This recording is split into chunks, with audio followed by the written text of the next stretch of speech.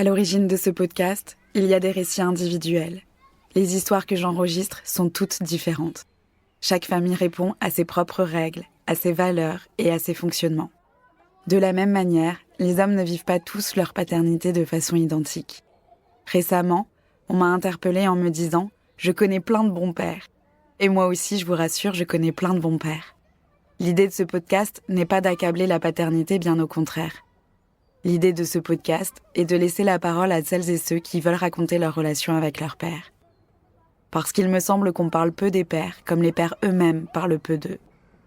Certaines histoires sont douces, et d'autres ne le sont pas.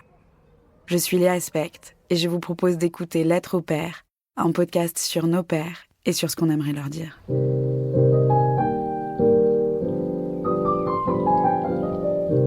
Très cher père, tu m'as demandé l'autre jour pourquoi je dis que je te crains.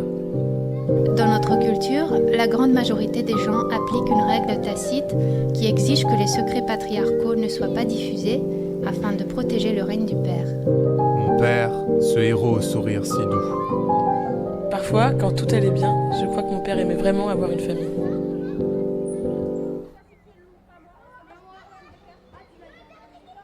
Marie m'a raconté l'histoire de son père, né dans l'Allemagne d'après-guerre, dans une famille qui a su tirer parti du rebond économique qu'a connu la RFA.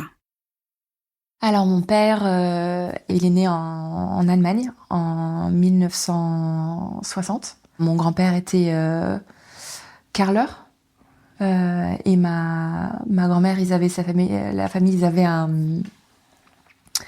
un hôtel et dans les années 50, en fait, ils ont réussi à se faire une petite fortune. C'était la vague où les Allemands ils voulaient plus penser à la Deuxième Guerre mondiale et ils voulaient juste consommer, aller au restaurant, acheter des Mercedes et faire la fête, quoi. Du coup, en fait, leur hôtel tournait plutôt bien. C'était l'époque d'Adenauer, donc c'était vraiment... on regardait pas du tout ce qui s'était passé la décennie avant. On recrutait limite les fonctionnaires nazis pour les remettre en position. Et ma grand-mère allemande, elle a un peu aussi...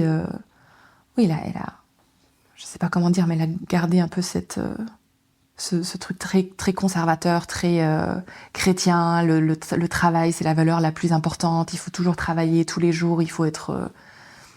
et toujours dans ce truc, il faut honorer la famille. Il faut respecter l'homme qui travaille si dur. Un espèce de milieu que moi, je vois comme absolument étouffant, très, très psychorigide et qui porte en soi les valeurs du patriarcat à 100%.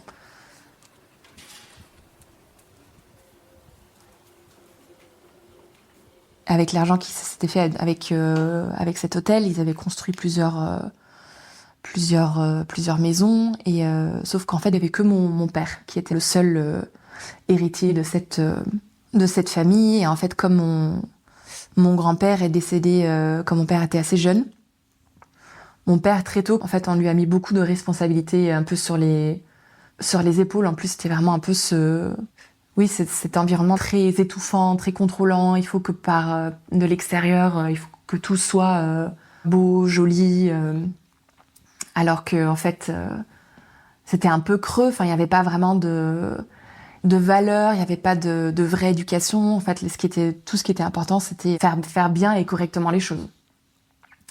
Et je pense que pour mon père, il étouffait dans cet environnement.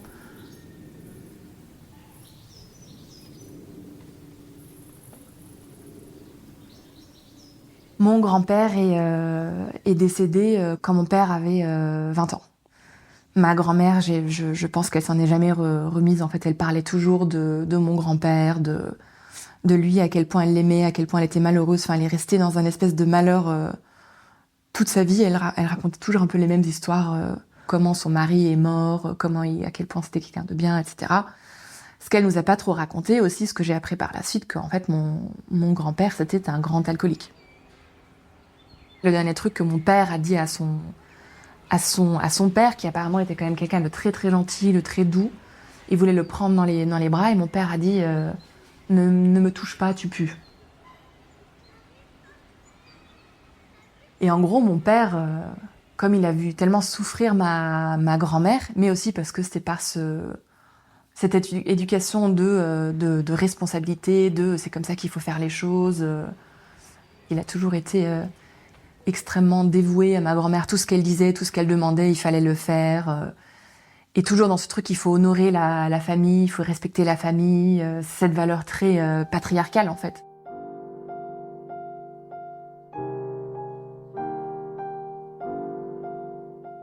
Il a repris le rôle d'être un peu l'homme de la famille. Il était responsable d'un coup de tout quand mon grand-père est décédé. Et à la base, je pense que mon père, en fait, il était artistiquement très doué. C'est-à-dire qu'il dessinait beaucoup, il faisait de la musique. Il était musicien, il avait un groupe de métal qui marchait, enfin de heavy metal qui marchait assez bien dans les années 80, un peu dans le style de Iron Maiden. Et il partait beaucoup en tournée et tout. Et à ce moment-là, pour mon père, c'était un peu... il rêvait un peu d'une vie un peu à l'opposé de ce qu'il avait connu. Sauf qu'en fait, ma famille a dit, ou ma grand-mère plutôt a dit, en fait, musicien et artiste, c'est pas du tout un métier, c'est pas un métier respectable. Et du coup, il a fait des études pour devenir architecte.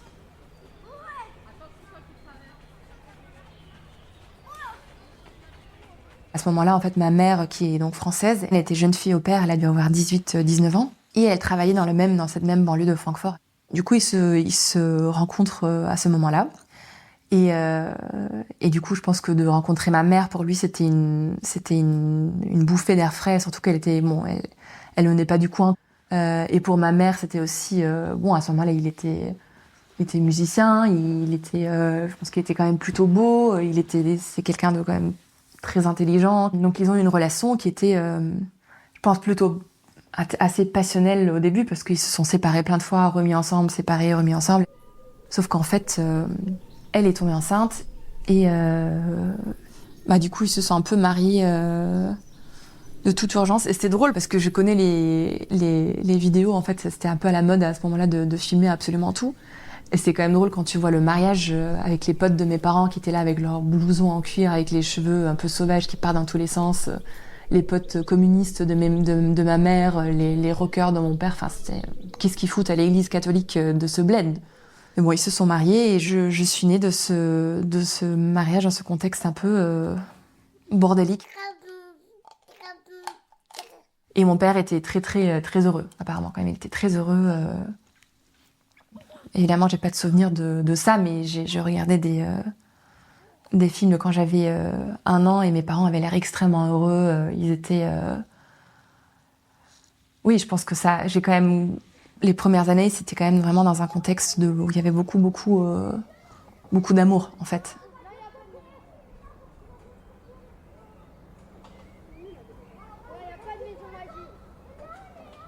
Je pense que l'élément qui unissait mes parents, c'était ce truc de fuir leur milieu, de sortir de leur milieu. Et je pense que ma mère, elle a dû éveiller toutes sortes de rêves. Elle a ouvert mon père aussi sur un autre monde, sur la culture française, sur la gastronomie française, sur le pays. En fait, mon père, et pour lui, c'était nouveau. En fait, il connaissait pas ça.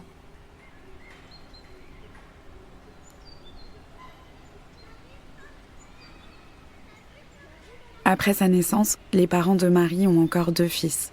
Le père de Marie et de ses frères ne s'occupe pas beaucoup d'eux au quotidien. Il travaille beaucoup, tant comme architecte que pour gérer les différentes propriétés immobilières de la famille. En fait, c'était surtout ma mère qui s'occupait de nous. Enfin, en fait, tel qu'elle me l'a décrit, dès le plus jeune âge, ils savaient même pas changer des... Bon, après, c'était aussi l'époque, ils savaient pas changer une couche, ils s'occupaient pas du tout de nous. Enfin, j'ai des souvenirs que parfois, quand ma mère, elle sortait le soir à dîner, et c'était notre père qui s'occupait de nous.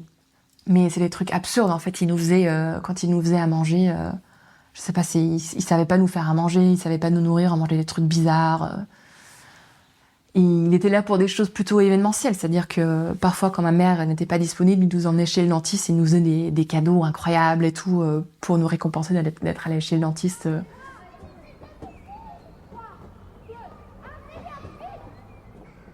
Moi, j'ai le souvenir d'un père qui travaillait toujours énormément et qui s'occupait aussi de toutes ces maisons dont il a arrêté, qu'ils ont construit. Et ça, c'était toujours pour lui une source de de stress. Nous, on l'a toujours connu un peu inquiété, un peu stressé. Il dormait mal, il buvait beaucoup. Enfin, nous, c'était un père préoccupé et rongé par les soucis, en fait, et par les tracas, par les... Ouais, parce que moi, les souvenirs que j'ai, c'est quand il était à la maison, en fait, même là, il se reposait rarement. En fait, il travaillait dans le jardin ou dans les jardins d'une des maisons. Et si c'était pas ça, il se mettait devant la télé et il s'endormait, souvent avec une bière, 2, 3, 4. Du coup, non, on peut pas dire que c'était un père particulièrement présent.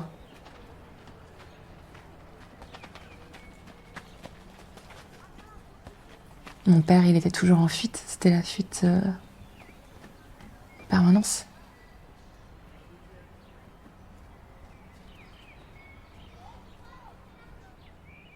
En fait, le truc, c'est que mon père, il aurait adoré quitter cette banlieue dans laquelle on a grandi. Tout le monde était pété de thunes, tout le monde était obligé de montrer qu'il s'était pété de thunes. Et mon père, il aurait adoré, en fait, leur but dans la vie, c'était de repartir en France. Il voulait repartir en France, il voulait partir. Mon père, il adorait voyager.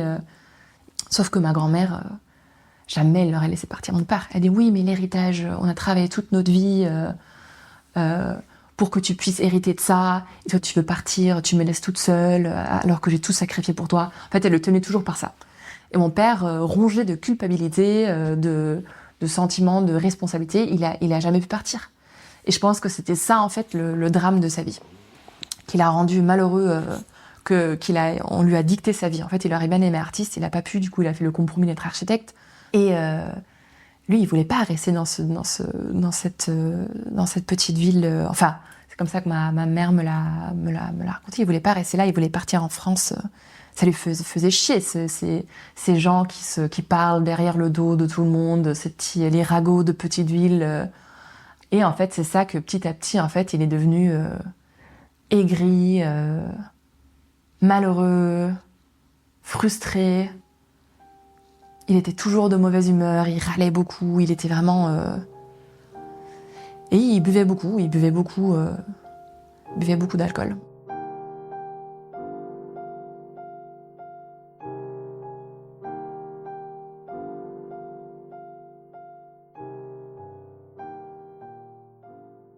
Il a clairement un problème d'alcool, donc il boit tous les jours.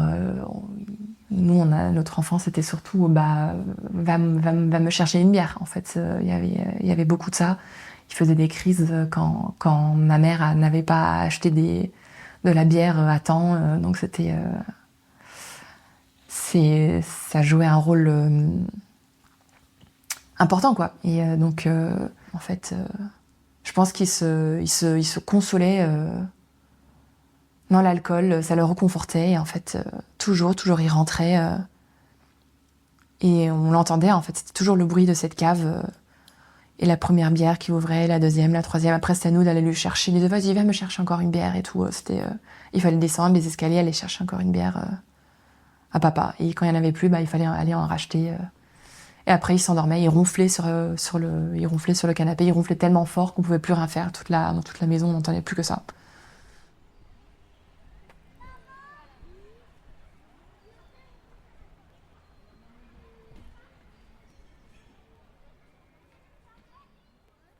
Il était colérique, il était devenu colérique, il y avait beaucoup de cris, beaucoup de disputes, notamment avec mon petit frère. Et après, quand j'étais adolescente avec moi aussi. Et en fait, ma mère m'a dit, en fait, elle avait l'impression que l'alcool avait pris possession de mon père. Et ça m'avait vraiment touchée parce qu'elle m'avait dit qu'avant, c'était un homme intelligent, qui était beau, qui avait un caractère très noble et tout, mais ça, on n'en voyait plus trop grand-chose. Hein.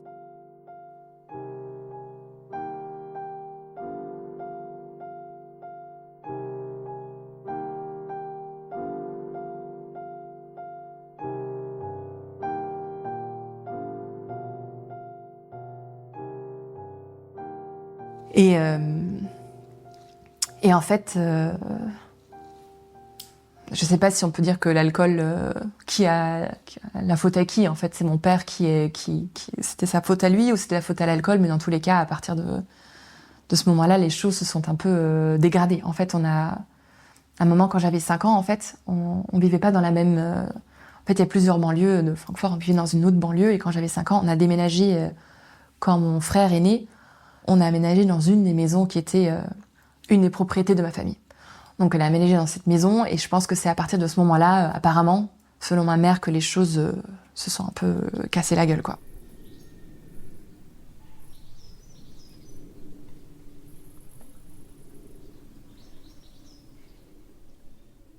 J'ai des souvenirs comme ça de ces excès de violence et d'agressivité et de colère qui étaient extrêmement effrayants. Parce que ça pouvait aller jusqu'à...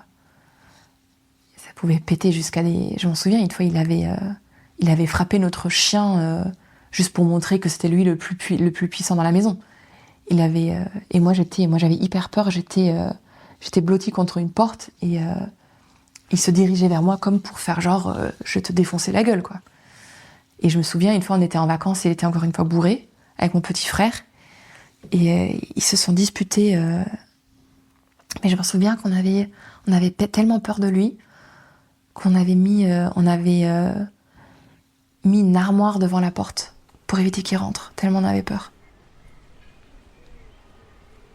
Marie m'a raconté que la violence de son père n'a pas toujours pris la même forme pour elle et pour son frère cadet, et qu'ils ont été tous les deux traités de manière différente.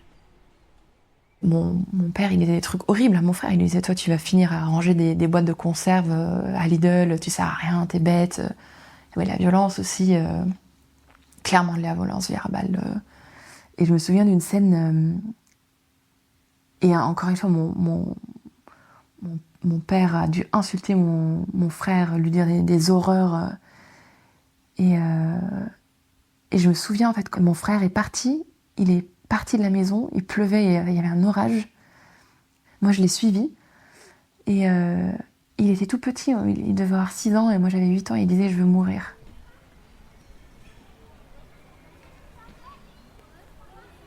Et il était sous la pluie, et moi je me souviens, je l'avais suivi, non viens et tout, ça va aller, j'essaie de le consoler.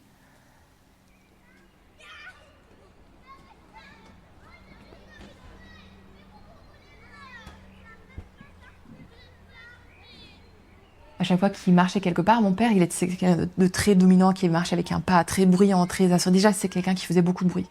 Et quand il marchait, il en était dans son chemin, il disait, c'était une blague, mais il disait « Sors de mon chemin, esclave ». Parce que c'était une réplique d'un film, mais c'était pour un peu dire l'ambiance.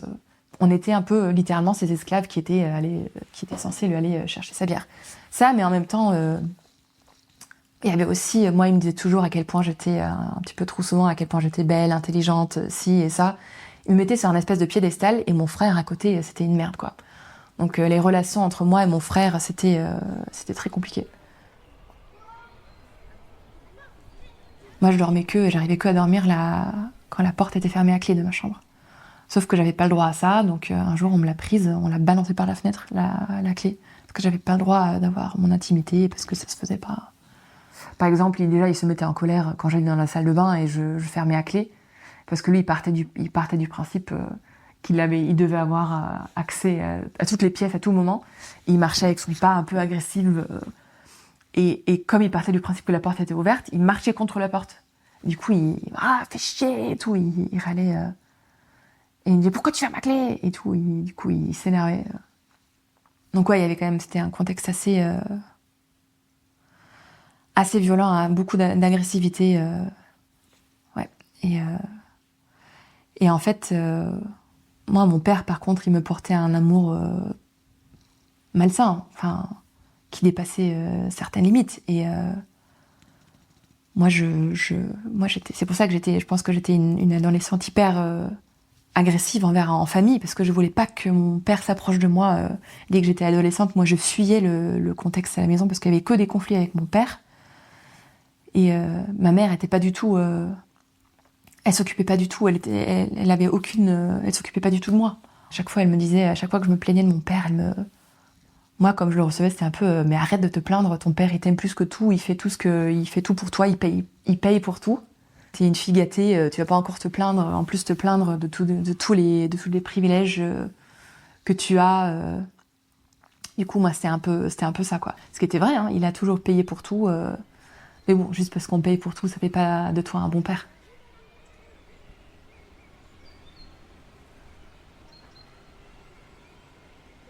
En fait, il y a un moment où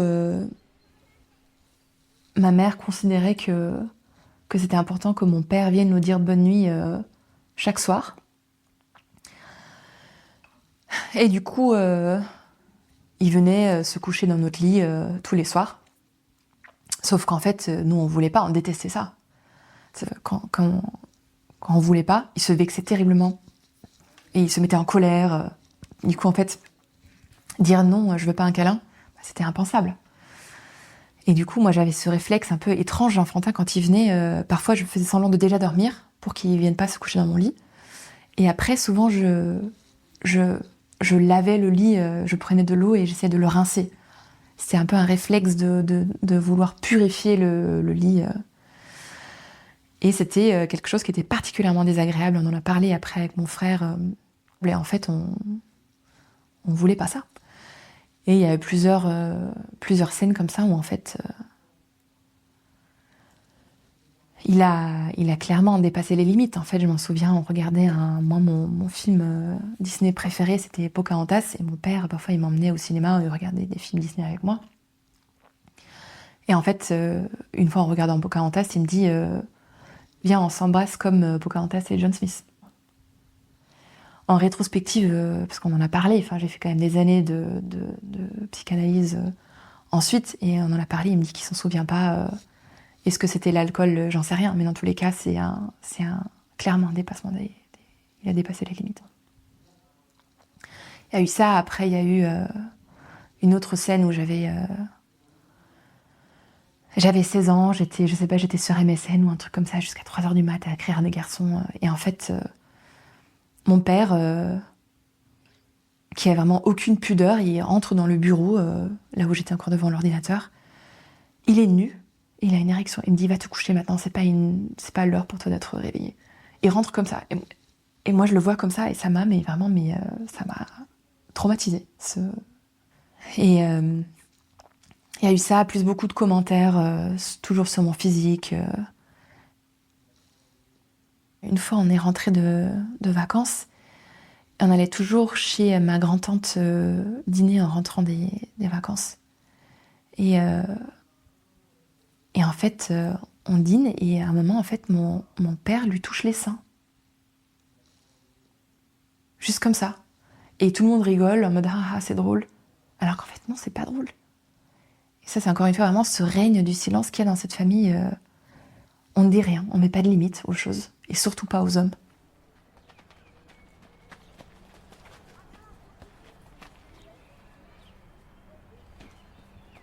Moi, dès que j'étais adolescente, j'ai toujours fait énormément de sport. J'ai fait beaucoup d'athlétisme quand j'avais 12-13 ans. Et je me souviens que je me suis souvent dit j'aimerais ne jamais devenir une femme. Parce que j'avais peur d'être désirable dans les yeux de mon père.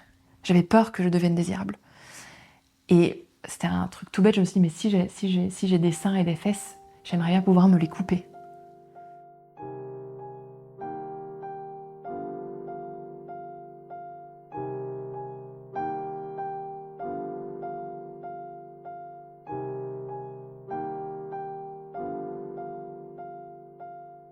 Moi, j'étais dans l'hyper-agressivité dès que mon père s'approchait de moi. Il me dégoûtait, je voulais pas qu'il me touche. Et mon père, ça le mettait dans une colère noire, en fait, quand je refusais qu'il s'approche de moi.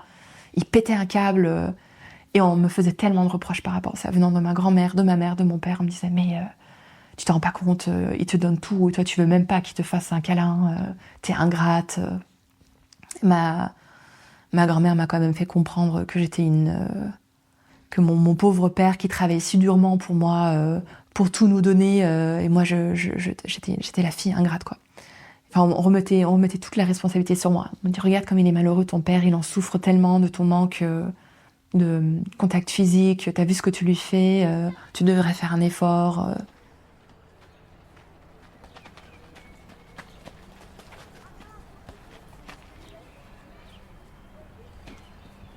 À plusieurs reprises, Chaque fois un peu plus précisément, Maria parlait à son père de ce qu'il lui avait fait subir. Ma mère, elle est partie faire un stage de méditation. Et en fait, elle m'a dit que pendant ce moment-là, elle a pris conscience que je pense que c'est elle qui lui a parlé pour la première fois. Elle m'a demandé qu'est-ce qui s'est passé avec papa. Et j'arrivais pas à lui en parler, je lui ai envoyé un texto. La deuxième fois, je lui ai envoyé une lettre. Quand j'avais 20 ans, j'étais au Canada. Et je pense qu'il fallait cette distance-là pour conscientiser certaines choses. J'étais au Canada et je lui ai envoyé cette lettre. Il n'y a pas trop eu de... Je sais plus s'il m'avait répondu ou pas, mais j'étais pas capable de lui en parler face à face. Après, c'était encore quelques années après, en fait, je commençais à faire je faisais des insomnies, je dormais plus la nuit. Et en fait, je me suis souvenu que quand j'étais chez mes parents, je dormais que quand il y avait la porte fermée à clé, parce que j'avais toujours peur. Et j'avais peur qu'il rentre dans la salle de bain, j'avais toujours peur qu'il s'approche de moi.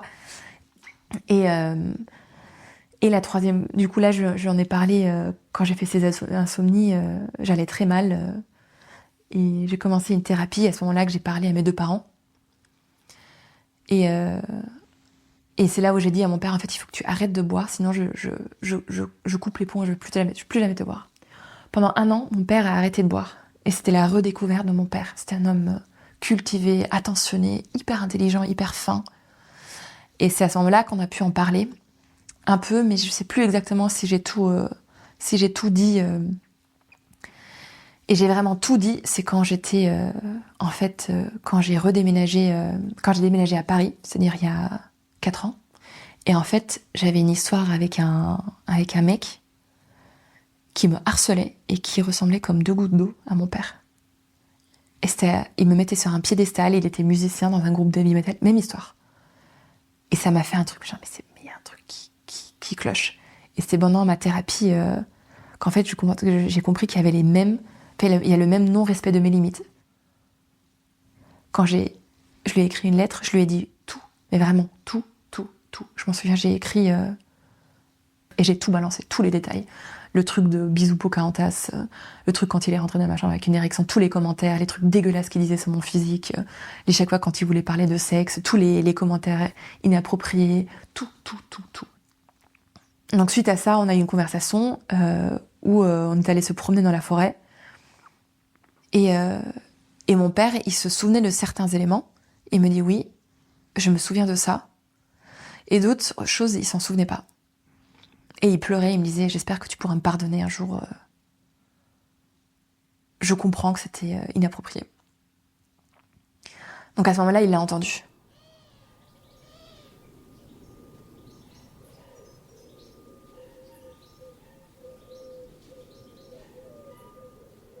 Sauf que 2 ans après, en fait, ça recommençait. Il me prenait dans les bras, voilà, vas-y, fais-moi un câlin et tout. Et moi, j'étais, en fait, je veux pas. Je veux qu'on respecte que je ne veux pas. Alors, on me disait, combien de temps tu veux encore me reprocher ça? J'en peux plus. Tu veux me torturer toute ma vie. Tu sais pas à quel point je souffre. Et là, j'ai dit, tu sais quoi? J'en peux plus d'entendre ce discours. Et à ce moment-là, j'ai coupé les ponts avec ma mère et mon père. Parce que je me dis, en fait, ma mère, elle est co-responsable. Elle a jamais rien fait. Elle a fermé les yeux sur tout ce qui s'est passé. Sur tout. Moi, je lui reprochais toujours ce truc, tu m'as pas protégée, tu me protèges pas. Jusqu'au moment où cette psychologue me disait, mais en fait, là maintenant tu as 34 ans, c'est à toi de te protéger. Et ça, en fait, ça m'a fait comprendre que oui, en fait, c'est moi qui gère ça et ça va se passer à ma manière. À partir de ce moment-là, dès qu'il y avait un mot, un truc qui me déplaisait dans le comportement de mes parents, ben, je me gardais la liberté de les bloquer et je le fais régulièrement. Et je bloque le contact. Et c'est moi qui choisis, c'est à mes conditions. Je ne leur dois rien. Rien. Et à partir de ce moment-là, les relations se sont améliorées. Parce que je sens que mon père, il a compris qu'il a dépassé des limites. Il n'a pas tout compris, certainement. Mais j'attends plus ça de lui. Mais ma mère, elle a compris.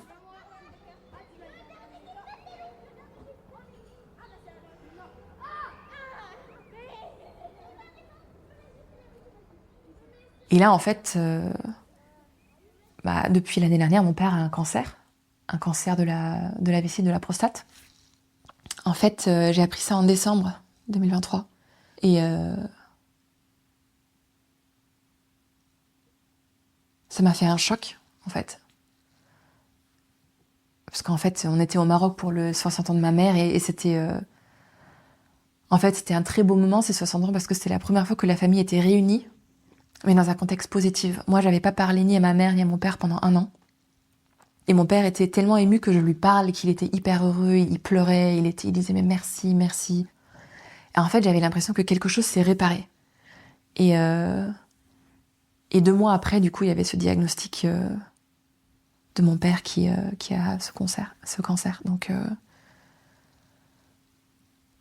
j'ai eu peur, mais j'ai pas pu m'empêcher de me dire aussi peut-être que c'est le prix qu'il a payé, parce qu'il nous a maltraités pendant un moment. Après, maltraité malgré lui, je pense qu'il n'a pas voulu... personne n'est juste méchant ou juste gentil, il a plein de côtés positifs aussi. Je pense qu'il n'a pas voulu être cette personne-là, c'est la frustration et la vie qui l'a amené à être tel qu'il est, mais en fait, ça n'excuse pas, en fait. Il y a des gens qui ont une vie de merde qui se comportent pas comme des... il a abusé de nous émotionnellement, verbalement. Enfin, c'était compliqué quand même, la relation avec lui. Donc, il y a 2 côtés, en fait. Et il y a aussi ce truc de... il s'occupe pas de lui, il va attendre de nous qu'on s'occupe de lui, parce qu'il sait pas... C'est un enfant, il sait pas que s'occuper de lui. Et en même temps, j'espère bien sûr qu'il souffre pas, qu'il est pas trop mal. Mais c'est compliqué, en fait. J'ai pas de lien très... C'est mon père, et en même temps, c'est comme si c'était une personne très éloignée de moi, alors en même temps, il m'a transmis plein de choses.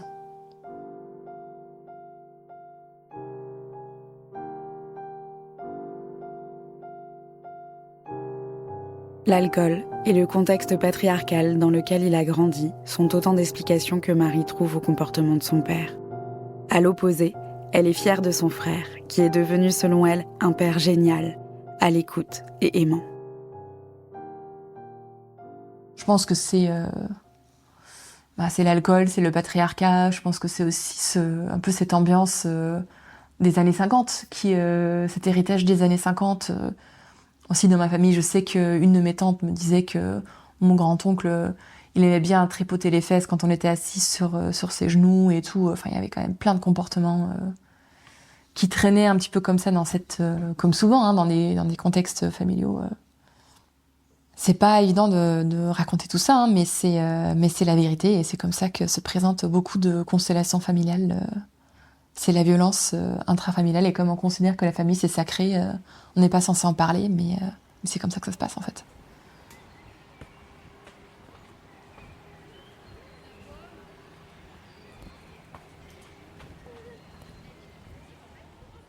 Je pense que, et je suis très très très impressionnée de mon frère, du père qu'il est devenu, avec le modèle qu'on a eu. C'est un père incroyable, qui remet en question en permanence sa position en tant qu'homme envers les femmes, la domination qu'il peut avoir, qu'il peut porter malgré lui sur sa fille, sur sa partenaire, et qui est responsable, qui prend soin de lui-même pour pas mettre ça sur les épaules des autres.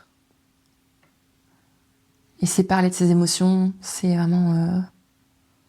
il fait plein de choses que notre père n'a pas su faire, et ça, je l'admire vachement pour ça. D'avoir réussi à se construire dans une masculinité tellement déconstruite et aimante et honnête. Je trouve ça très, très fort, très très puissant.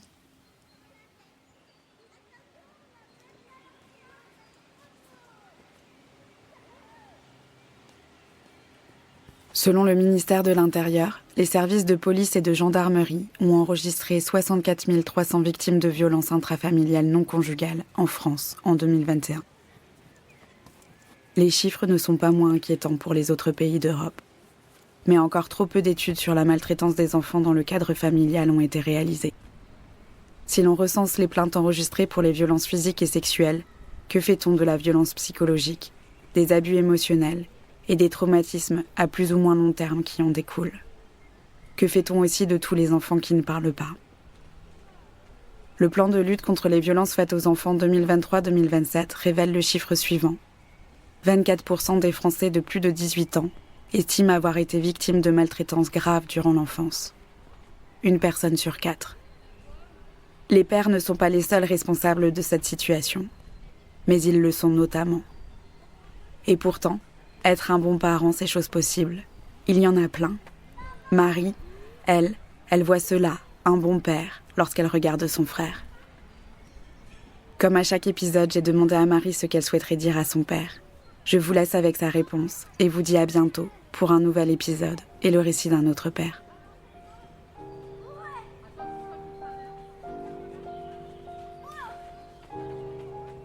J'aurais aimé qu'il soit un père. En fait, il s'est jamais comporté envers moi comme un père, donc j'aurais aimé qu'il soit un vrai père qui prend ses responsabilités, qui respecte les limites, qui fait attention, qui prend soin. Mais il y a aussi une part en moi qui est reconnaissante pour certaines choses qu'il nous a transmises et qu'il nous a données. Donc, ça va dans plusieurs sens.